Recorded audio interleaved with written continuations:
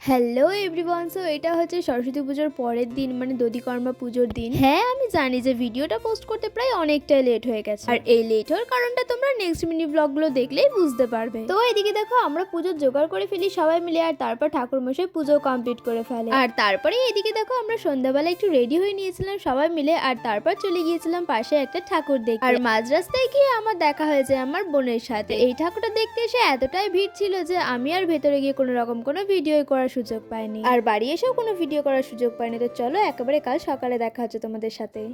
The next day. তো এটা হচ্ছে দধিকর্মা পুজোর পরের দিন সকালবেলা, আর সেদিন আমি বোনকে আমাদের বাড়ি নিয়ে আসতে গিয়েছিলাম। আর ও জানো তো সেরকম কোনো বায়না করে না আমাদের বাড়ি এসে, বাট সেদিন যে ওর কি হয়েছিল কে জানে, একবার বলছে আপেল খাবো তো একবার বলছে কলা খাবো। তাও যদি অন্য কোনো খাবারের বায়না করতো তাও হতো। আমাদের বাড়ি থেকে যেহেতু বাজারটা অনেকটাই দূরে, সেই কারণে অড টাইমে কোনো রকম কোনো ফল পাওয়া যায় না, বাট কি আর করা যাবে, বোনের বায়না বলে কথা, জোগাড় তো করতেই হবে। তো তারপর সন্ধ্যাবেলা শুরু হয়ে গেছিল আমাদের বাড়ির সামনে কিছু খেলা, আর আজকে রাতেই আমাদের সরস্বতী মাকে বিসর্জন দিয়ে দেওয়া হবে, এই কারণে সবাই এখানে মাকে বাইরে নিয়ে আসছিল। আর সেদিন যেহেতু আমাদের ক্লাবে খাওয়া দাওয়ার নিমন্ত্রণ ছিল, সেই কারণে রাতে আমরা ওখানেই খাওয়া দাওয়া কমপ্লিট করেছিলাম। তো চলো ভিডিওটা এতটুকু দেখা হচ্ছে তোমাদের সাথে নেক্সট মিনি ব্লগে।